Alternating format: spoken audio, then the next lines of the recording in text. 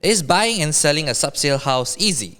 We're going to break it down for you guys from A to Z, the ins and out of a subsale house transaction, and some other important things to know about. My name is Vince, and welcome to Real Estate Explained.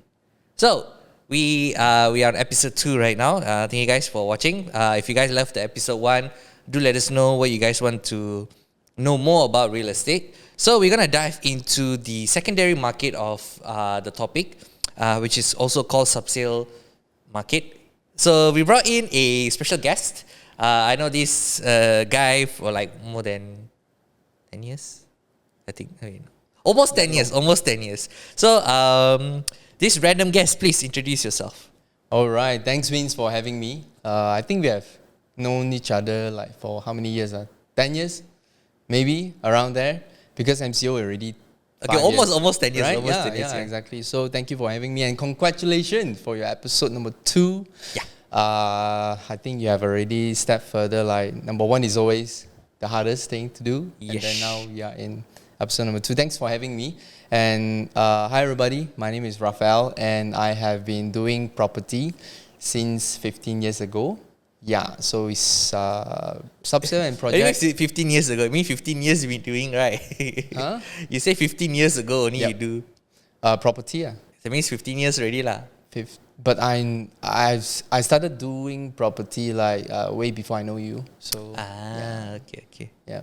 So it's been quite some time and I'm focusing in subsale right now. So yeah, thanks for having me again. Okay, so this is the perfect guy to learn about all the subsale market.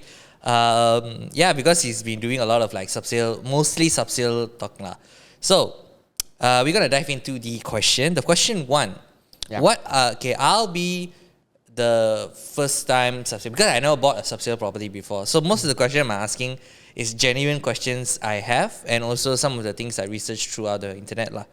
So the first thing is that what are the steps to buying a subsale house from A to Z, the breakdown of it? All right, thank you for asking this. I think a lot of people, right, that have experience buying a property from developer, right? So your family also bought a property from developer, right? Yep. So it's quite easy, right? You go there, you like the property, and then you just pay a booking fee, and then you're done. Right, yep. so as long as the loan is approved, exactly. The developer people will just call you up, sign this, sign that, and then here you go. You got a key after 3 years, right?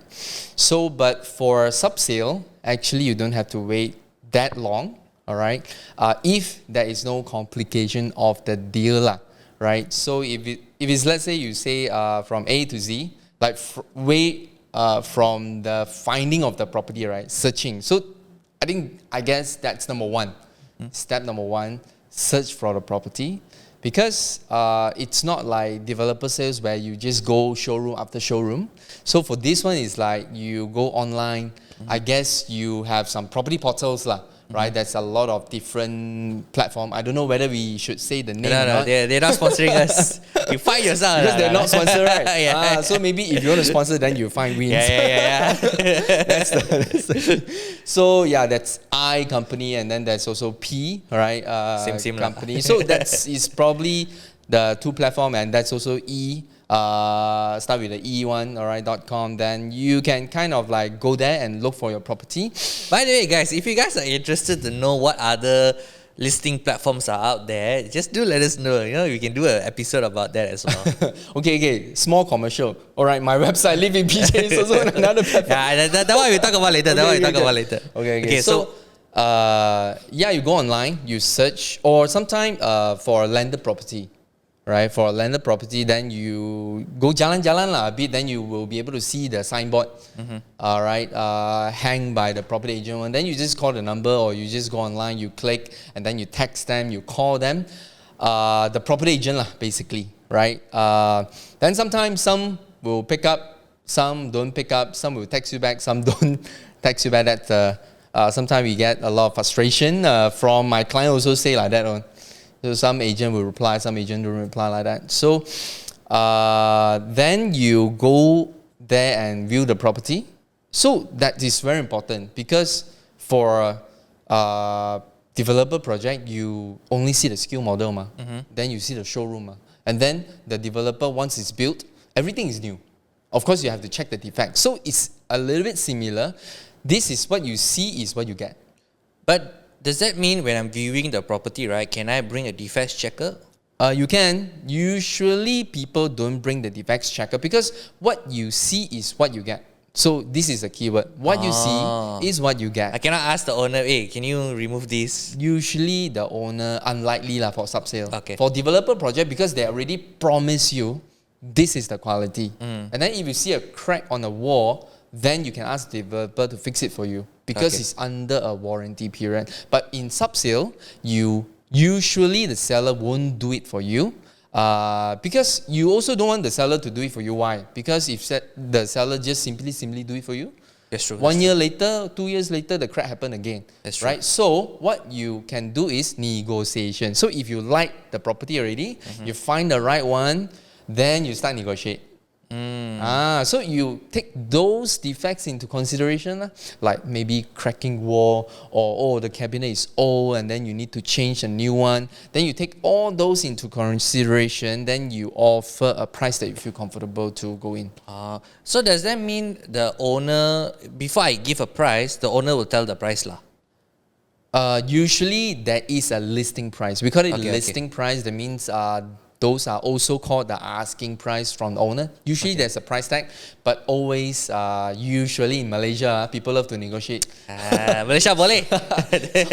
So usually the seller will price it, higher. They will never tell you the final price. They will never tell you their target price, their lowest price. So then you have to do your way down. You just offer lower.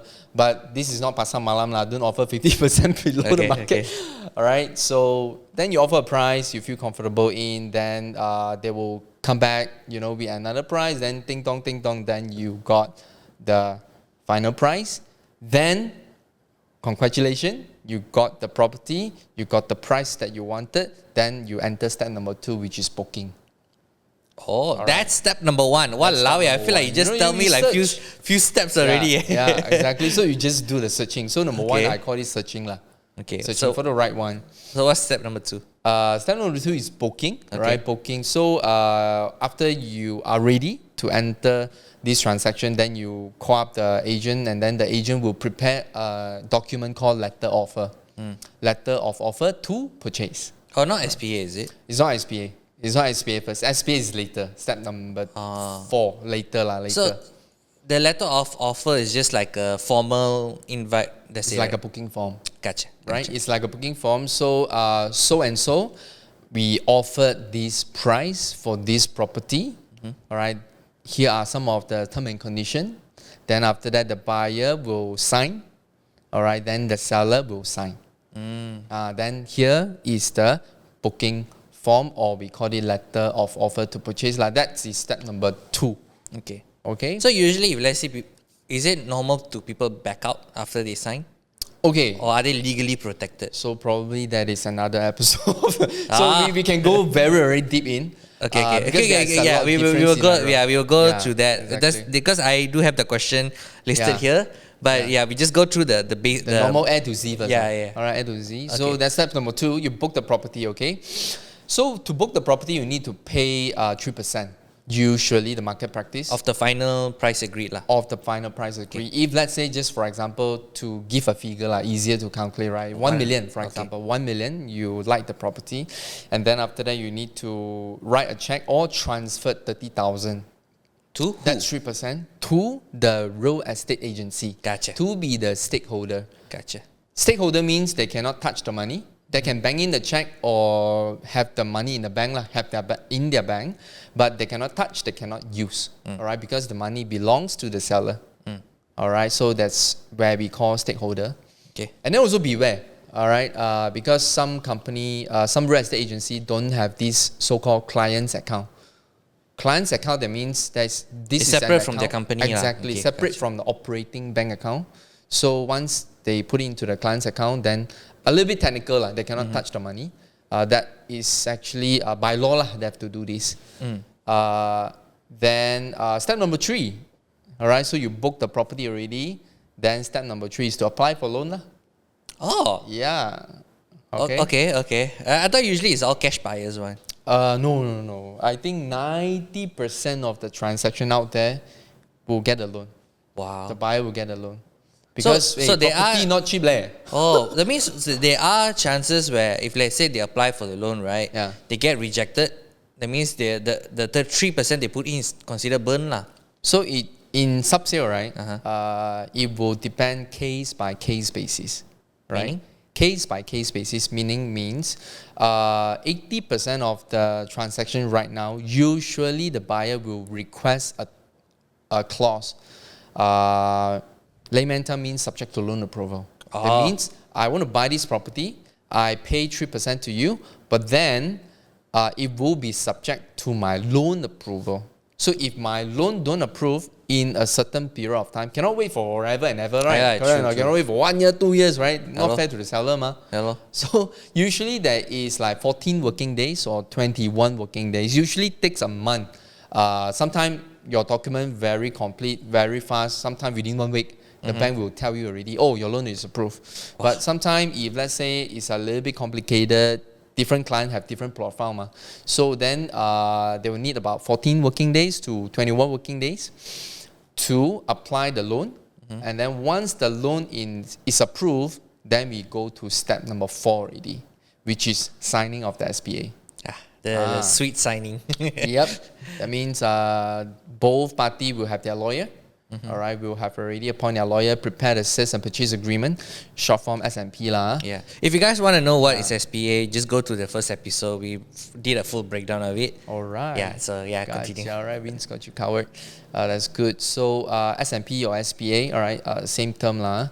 Then they will sign. When signing, right, the buyer need to prepare 7% of the purchase price. Okay. Then makes make up sense. 10% lah. Yeah, makes Then sense. make up 10%.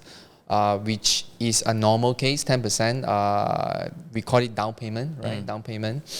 Then after signing the SPA, that's step number 5, which is you will have to get a key lah. Yeah. Then You just done wait. already lah. Usually 3 to 4 months time, right? Usually 3 to 4 months time. Once you sign SPA, then you will get a key. We call it like you can call it move-in or vacant possession in technical term, vacant possession. Or sometimes if the property is tenanted, right? All right, maybe let's say investor buy a property Yeah. with the tenancy one, so we don't call it vacant possession already. All right, we call it legal possession. So Okay. you are getting a legal possession. That means you are the official owner of the place lah. That's for for investment, right? Like That's if- for investment. okay. But in a normal case, you buy a house to stay, ma. Yeah. Right? So you just move in. So we call it vacant possession. Gotcha. So that's simple 5 steps. Gotcha. Yeah. Wow. It's only been like 13 minutes. I feel like you said 13 everything minutes. already. 13, 13. Oh, Not okay, 30. okay. Okay. So that's the peak, I would say the mountain level of buying a subsale property. But earlier you mentioned about the 3% and 7%, right? Yeah. So moving on to the second question is that usually we all know that to buy a property, we need 10% upfront payment. That's right. But is it okay? Because the initial episode we dive into the developer market, the first time buyer market. What do you have to prepare? Is it similar or same to subsale market, or is there any other cost that we need to be aware of?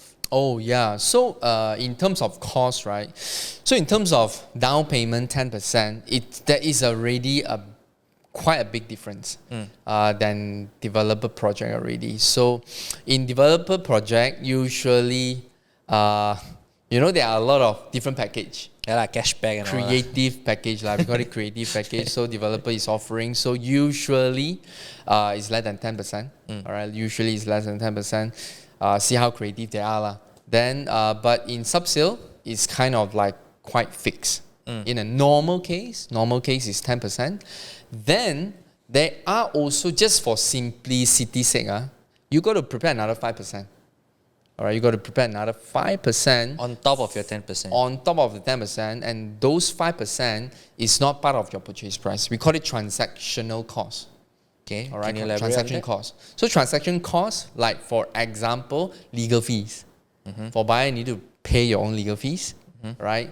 Like If legal you- fee, as it means like those SPA forms, those kind yeah, of things. Like. correct. So prepare the legal fees to the lawyer to prepare S&P for you, and then On top of legal fee, you also need to pay, we call it MOT, Memorandum of Transfer.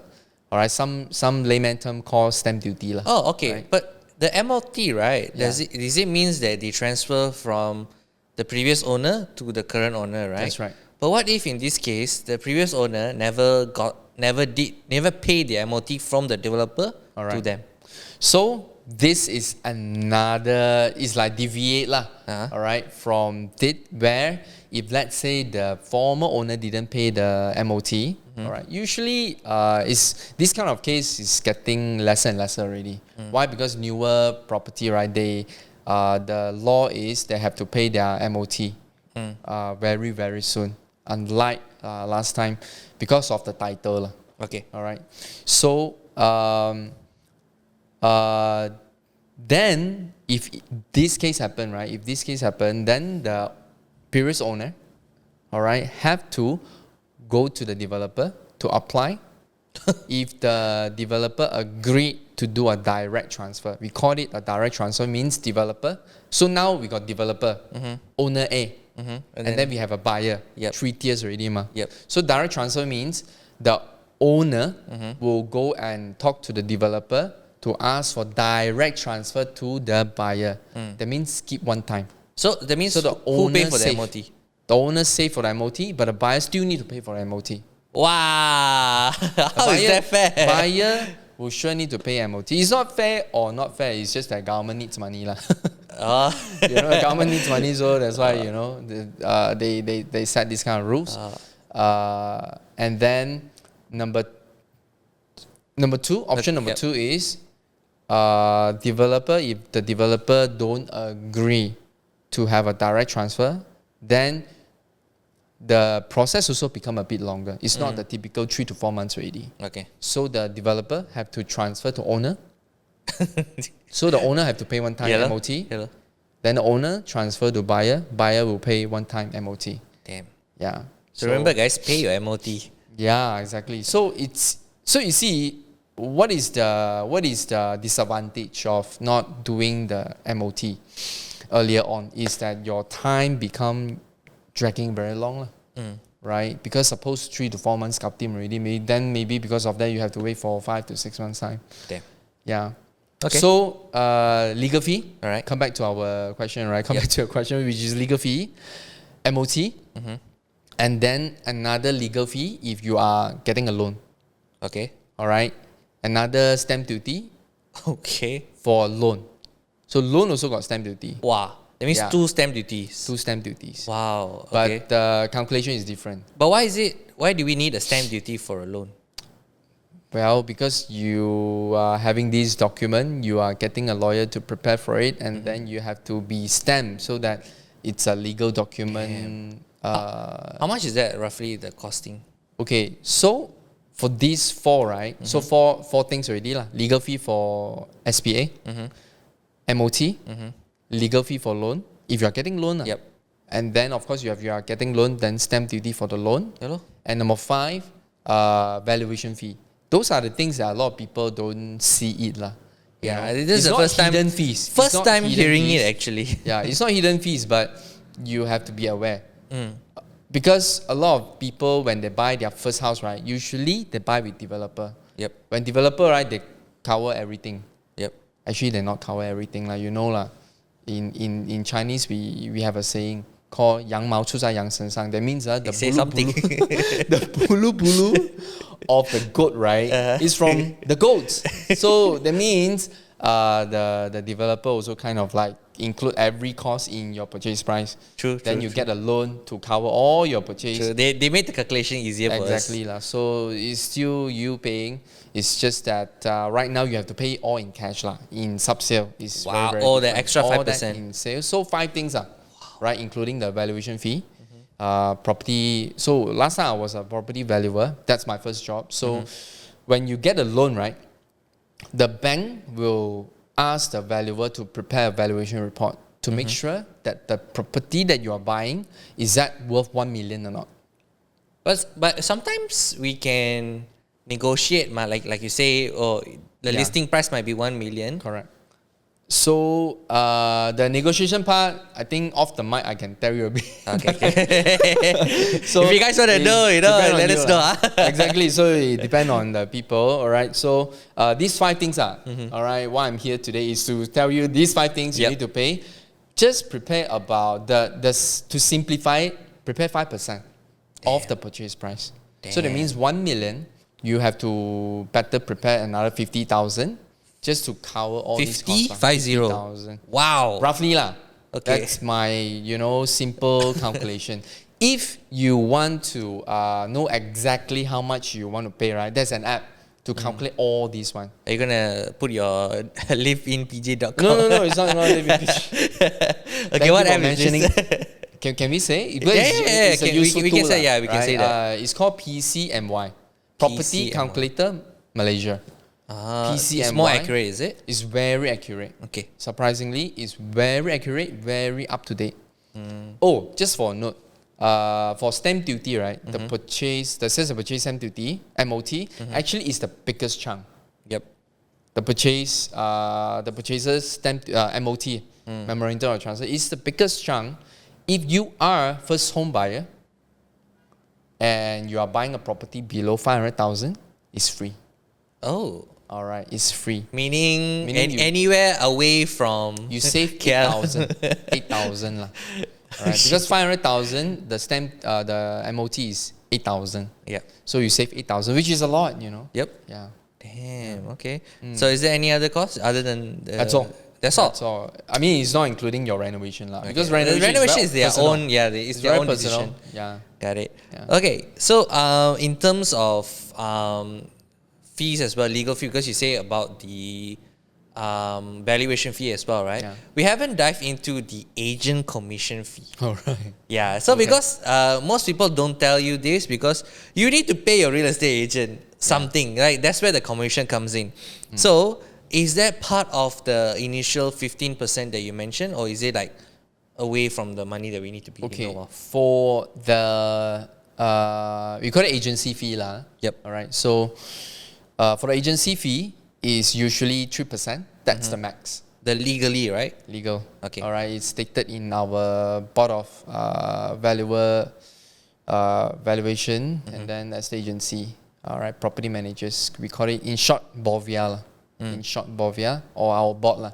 It's stated there already that we can only charge maximum 3% of our agency fee. And again lah, 90% of the cases, usually the seller will bear the agency fee. The seller will pay the agency fee, because usually the seller sell the property for a profit also. Yep. Right? So meaning the buyer doesn't have to pay any agency fee? The buyer usually don't pay any agency fee. Oh. Yeah. Okay. And by law, we can only collect the agency fee from one party. Damn. Okay. All right. That means if, let's say, for example, there are some very, very unique cases, special cases I have done before, where the seller don't pay the agency fee, the buyer pays us the agency fee. Then when it comes to buyer pay us the agency fee, then we don't collect from the seller already. But who are you working for? The seller or the buyer? Well, it depends. Sometimes depends on the negotiation. Okay. It really depends on the negotiation. Is it who for approach example, first? just to give you a scenario. For example, the property is very hotcake. For example, or maybe the owner just selling at a loss, that the owner just want to migrate or things like that, things that happen, and then owner want to sell it as soon as possible, and then whoever comes first will get the deal done. But the catch is, I don't pay any agency fee. For example, the owner don't want to take care of the agency fee, then we have to source for the buyer, and then tell the buyer upfront, okay, in this scenario, in this case, the seller, because they are selling at a loss, they don't want to pay any agency fee. For this case, I will get it from your side. So you have to get ready lah. Yeah, you have to tell them upfront. Oh, but 90% of the scenario is the seller will pay us. So, but is it legally done that way, or is it just depending on who wants to pay? What is illegal that is probably still practicing at some corners of Malaysia is they collect both sides. Okay. Maybe 1.5 from the buyer, 1.5 from the seller. Okay. Something like that. So the 3% comes from the agreed final price. Yeah, agreed. Okay. So if let's say I'm a buyer, am I supposed to fork out from my own cash, or is it coming out from the loan I approved? No, from your cash. From your cash. Yeah. So that means as Because a it's buyer, transaction cost. So that's why we have to understand. When the bank approve your loan, right? They only approve the loan to cover your purchase price, got it. the property value, right?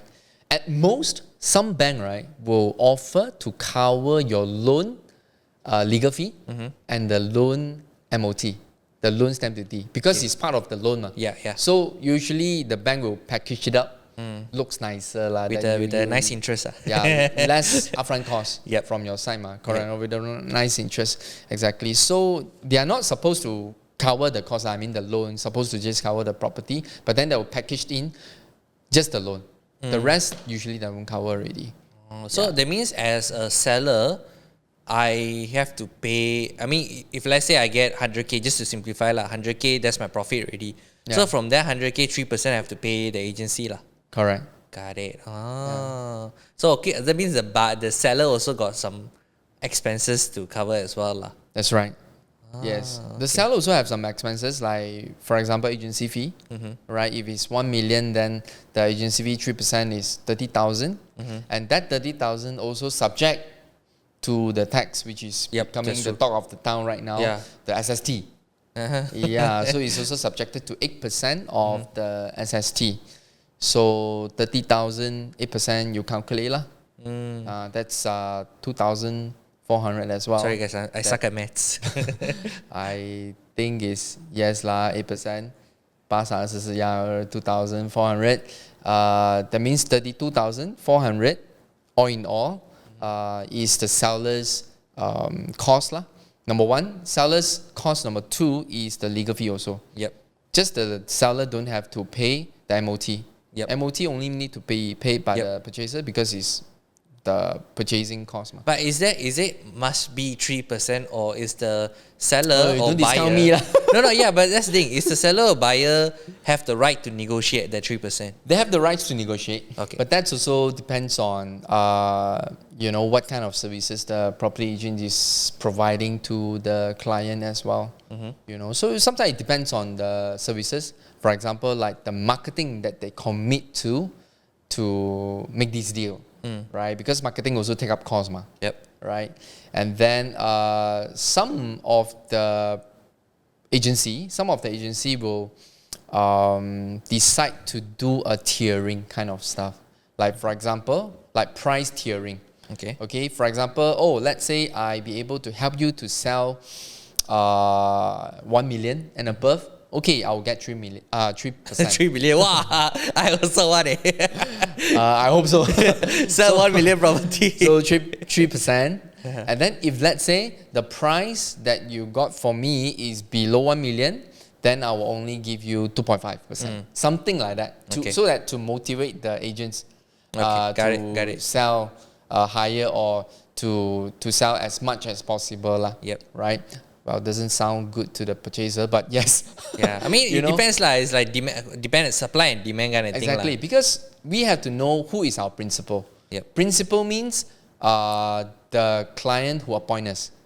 So that means we are working for the seller lah. If the seller pay us, then we work for the whoever pays us, correct or not. So they set the target for us, and then we will do as per the instruction lah.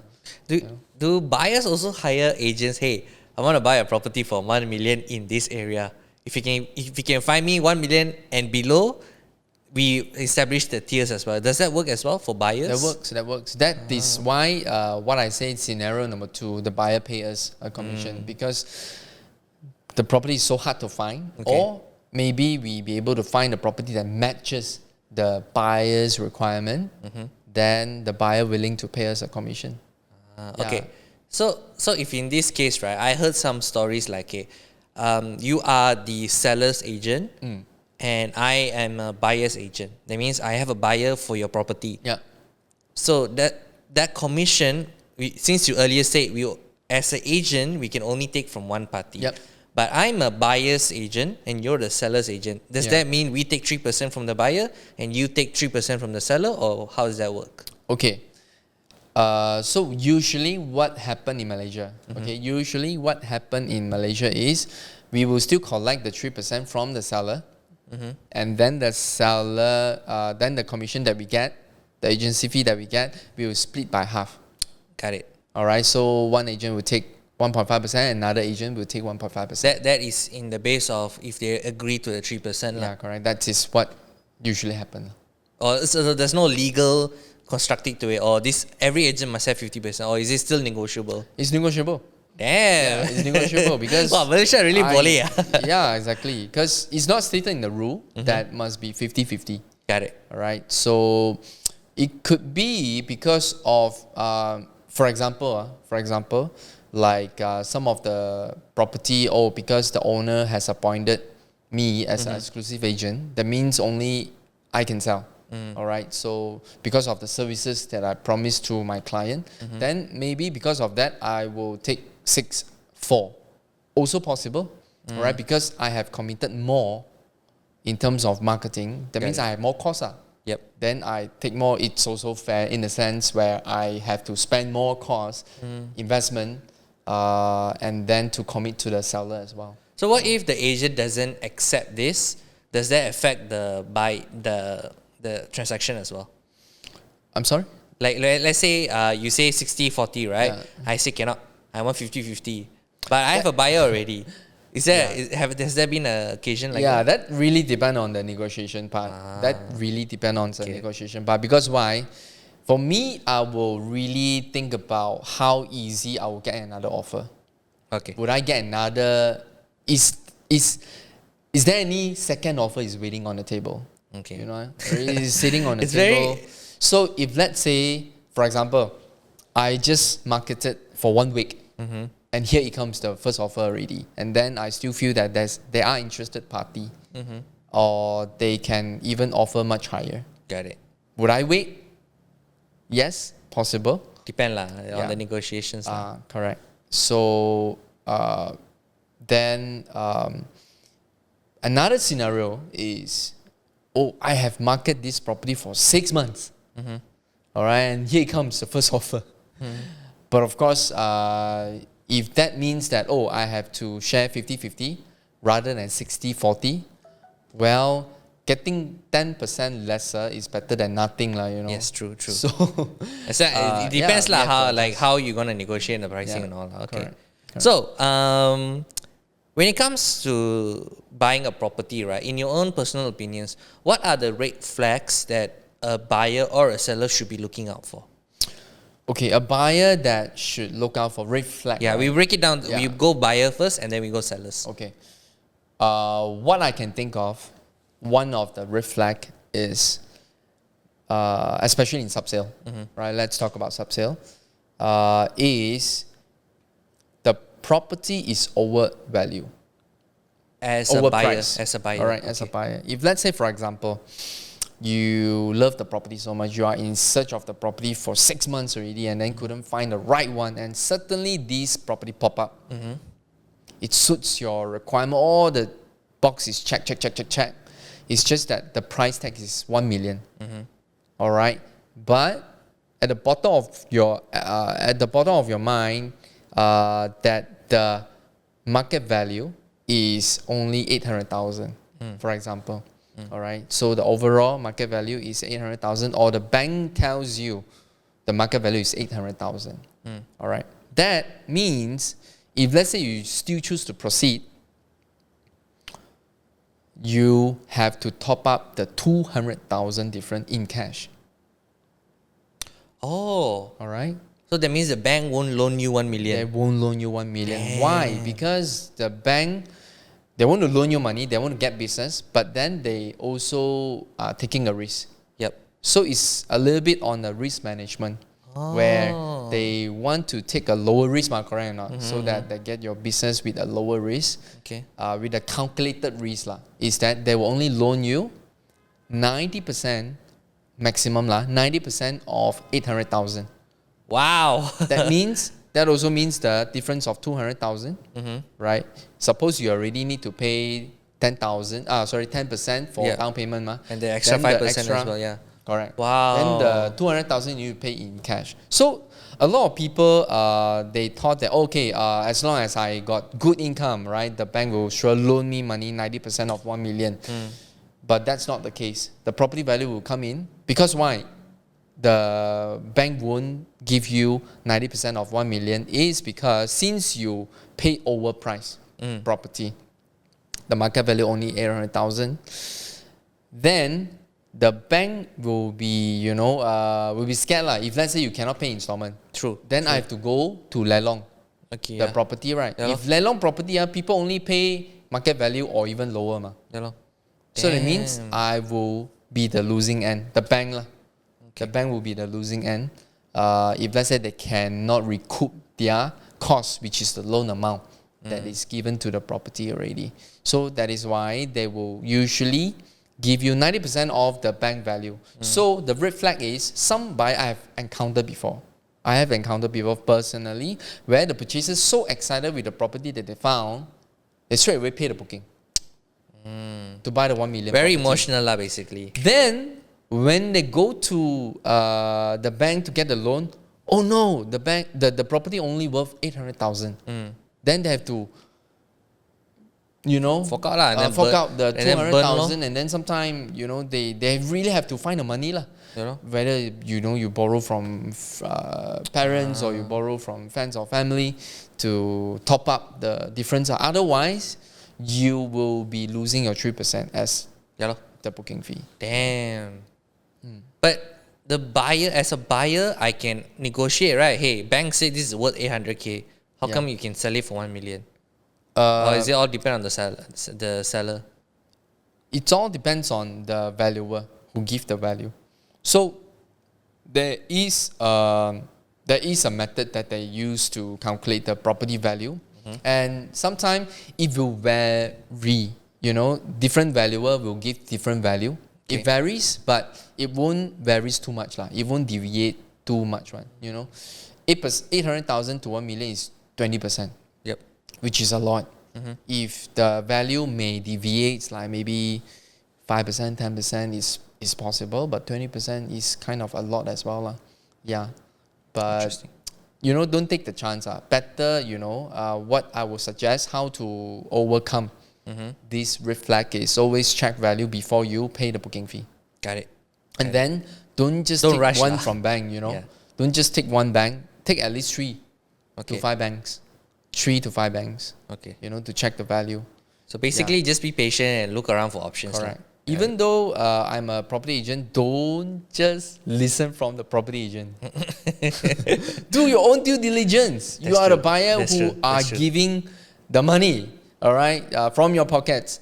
Again, property agents, they are also sales agents, right? I'm not saying all the agents, but some agents might be going after the commission more than doing the due diligence for the buyer. All right. Of course, there are some really, really careful agents, and then there are good agents, reliable one will do all the due diligence for you. Right. So that is why I will advise the buyer. All right, Vince, in case you want to buy a subsale property, do your own due diligence. Go into the bank and check the property value your own as well. Yeah. Okay. So what about for sellers? What are the red flags they should be looking out for? When they sell the property. Yep. Okay, so of course there are some red flags. Usually the seller will be dealing with the agents, Okay. right? Yep. So just beware that you are also selling. Okay, I have one case. I just recently. Yes. Not tell us my your case. Not my case. Tell us your teas. Okay, not my own case lah. Okay. I just heard from one of my colleagues that they encountered this case. So it's one of the fraud case happened in Malaysia. It posted up in newspaper before. I mean, not recently lah, but years ago. That one of the property agent, quite famous one, in one area, very famous. Okay. Is it Raphael Wong? No, not me. I don't want to be that agent. Okay, so how the fraud case happened is that So there is a few properties or commercial properties. So big amount commercial properties. For layman terms, commercial properties are those kind of office, shop lots, and those kind of things. Correct. So shops. So there's one company own a few shops. And then the company, some company they really like too many properties. They don't really like care so much. For example, sometimes companies could own few hundreds properties that they have in their portfolio. Just to give you a perspective. So until so much, right? Then because of big companies, they have a lot of different staff to work for them. Somehow this property agent pakat with one of the staff there. And then to advise that, okay, this property only worth this much. For example, 50% off from the market value. Original market value 1 million. Then they are proposing to the company to sell at 500,000. Somehow they managed to get it through, and then after that they found. Then who is the buyer? The property agent is the buyer. So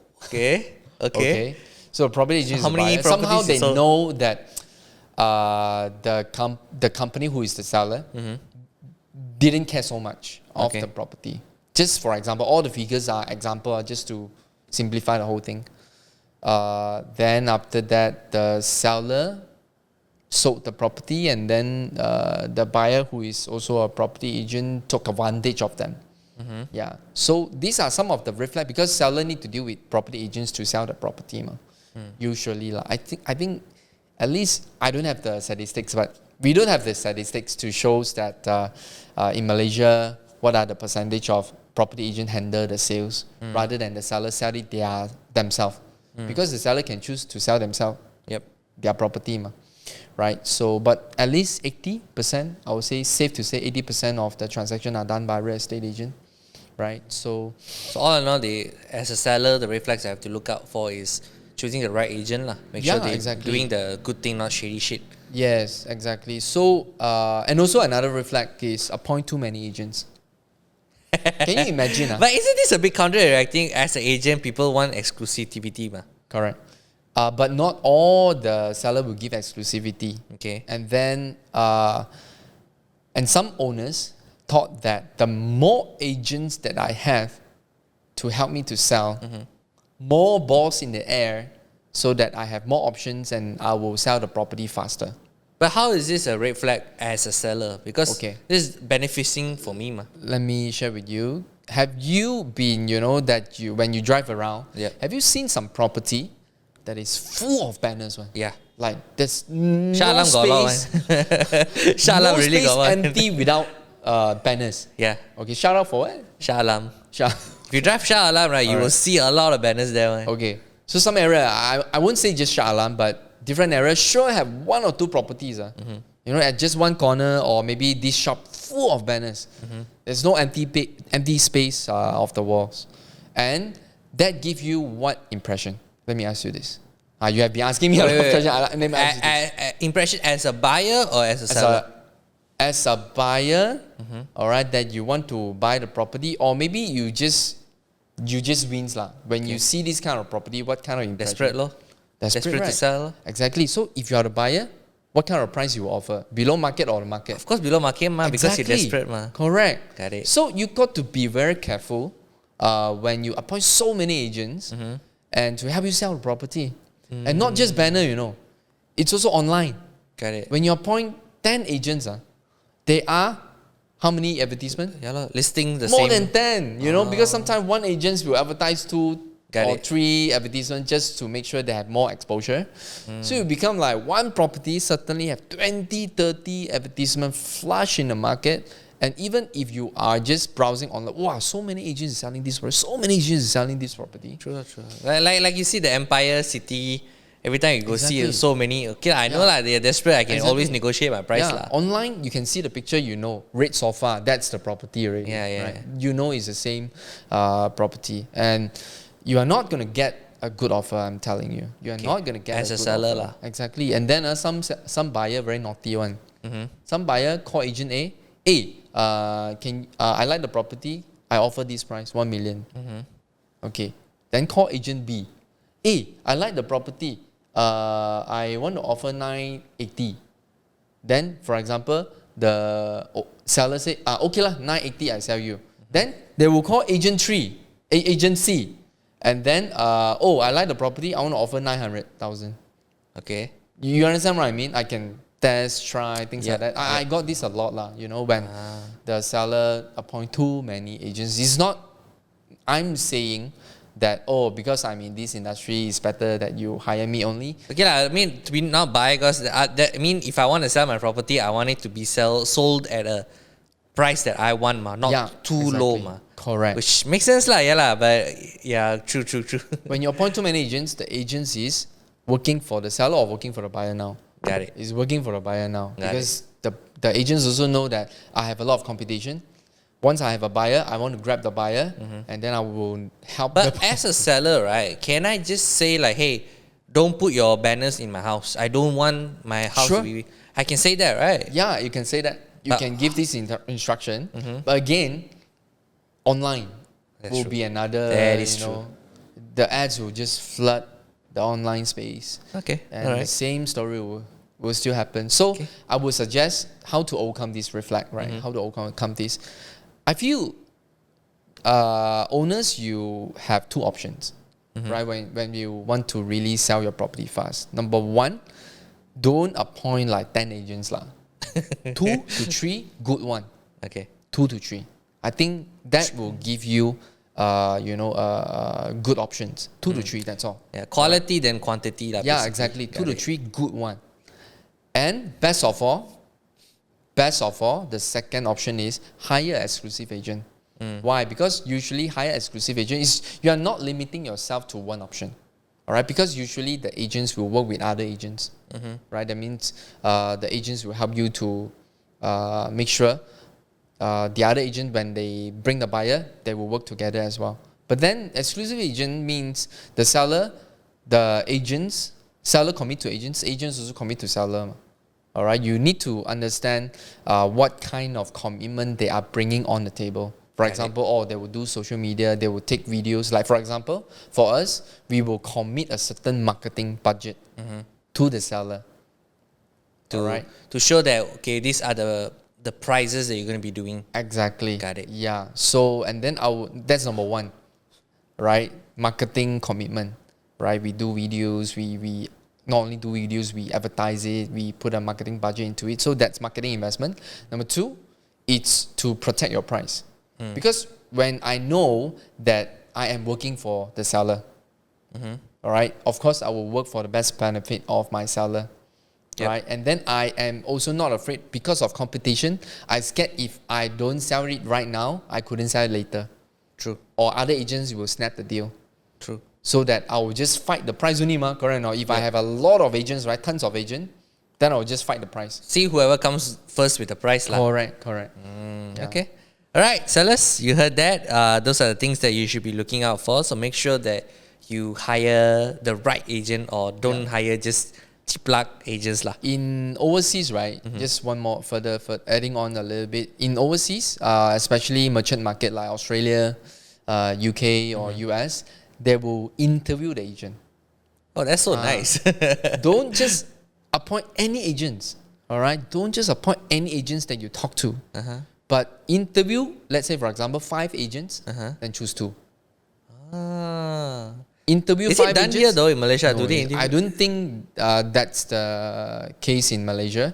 But I want to introduce this to this, what I'm doing right now, where I serve. Sellers interview your agents. Interview your agents. All right. And then choose the best one. Like for example, 2 to 3, or maybe just choose one to represent you to sell the property. Okay. So the next question I want to ask, because is that when we buy our first property from a developer, from my experience, is that usually the bank will apply for our home insurance. So does that apply same for a subsale? Like, do banks apply for insurance as well? Yes, absolutely. So because the bank will still need the insurance lah, in case the person who owned the property, who borrowed the loan from the bank, die or whatnot. So there is a term called MRTA, all right, that you need to buy. If you are getting a loan, the bank will force you to buy one.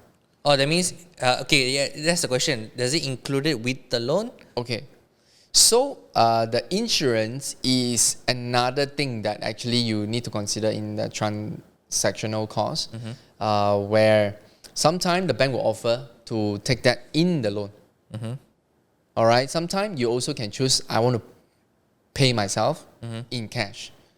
Don't want it to be in the loan. Also can. Oh, that means the loan is separate lah. Yeah. Okay. The loan can be separate or in the loan also can. Which one do you think personally which will be better? It really depends on the buyer affordability. Got it. If let's say you got a cash, then you just pay by cash or then you save on interest. Okay, Right. that's true, yeah. If you don't have the cash up front and you want to save it maybe for renovation or whatnot, then you just put it in the loan. Okay. Yeah. So when it comes to selling a property, right, you earlier mentioned all what we have to do. But what is the first step? Like, as it means to find an agent. How do we, okay, I want to sell my property. How do I find an agent?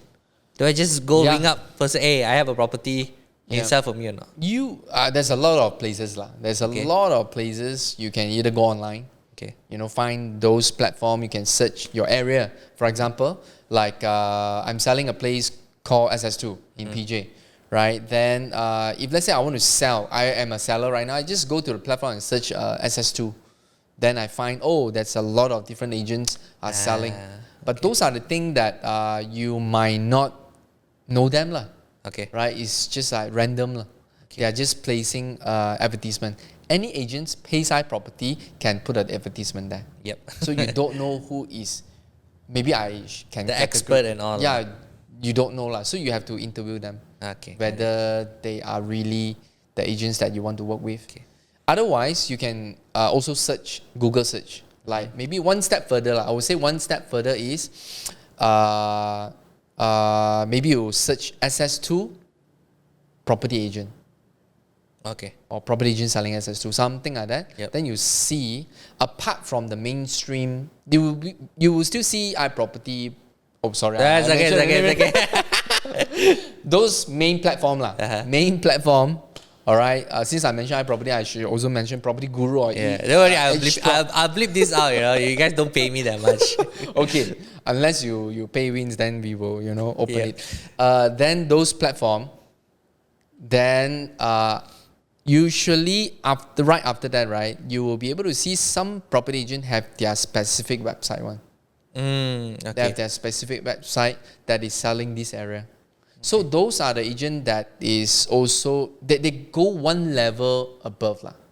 You can see they are going one level above. They have a special website, local website, just selling this area, right? Rather than just Cincai here and there lah. just advertise. Now those platform already becoming what, like an online newspaper. It's becoming that already. But again, coming back, that do we still have to pay agents, or we can just like, okay, I appoint you. Yep. We have an interview ready. This is a agreed percentage. Go. Yeah. So the beauty about this industry for seller is you only pay the person who can do the successful deal for you. Who close the deal for you? Who close the deal for you. All right. You okay. only pay them once the deal is done. You don't have to pay them upfront. Usually that's the case. Okay. So tell us about, like, if let's say, because you're an agent, if let's say audience who wants to appoint you as an agent, how do they contact you, and what do you think you offer something different? Oh, you mean our team? Yeah. Team Trinity. Yeah, okay. So what we do is we specialize in PJ. That is why our website called liveinpj.com. If you guys are watching this from Yeah. YouTube, he has a shirt with the thing I'm not called selling the shirt. liveinpj.com. So I'm it's not like selling branding the is there already lah. Yeah, I might need to charge you for branding fee already. Really? Okay. Nah. Okay, so continue. Okay, so thank you for. So what we do is very simple. For the past 15 years, we have been helping more than 250 clients to sell their property or buy their property, and we have closed more than about 300 million deals for the past 15 years. And then we are very focused in PJ as a whole, and then we help them to buy and sell. Families getting a home, or business owner getting a place to run your business. So that is what we do lah.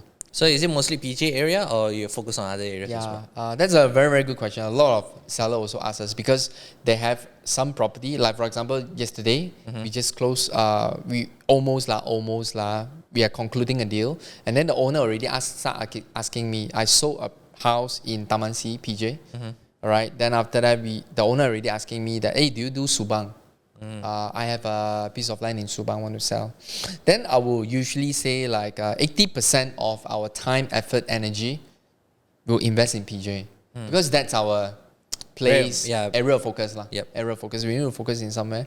But 20% is to really helping our close client.